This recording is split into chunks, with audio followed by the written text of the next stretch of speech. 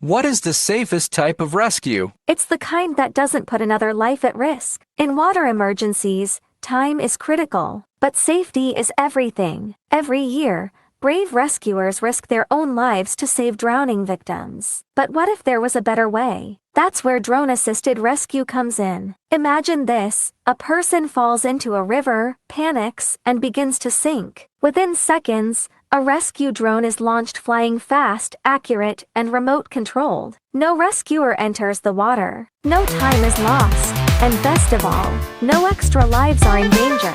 The GX6, a rescue drone, delivers 190N of flotation power right to the victim. It's like throwing a lifebuoy, but from the sky, controlled from a safe distance. It keeps both the victim and the rescuer safe. So, what's the safest type of rescue? One where no one else has to be rescued. Smart, fast, safe. That's the future of water rescue.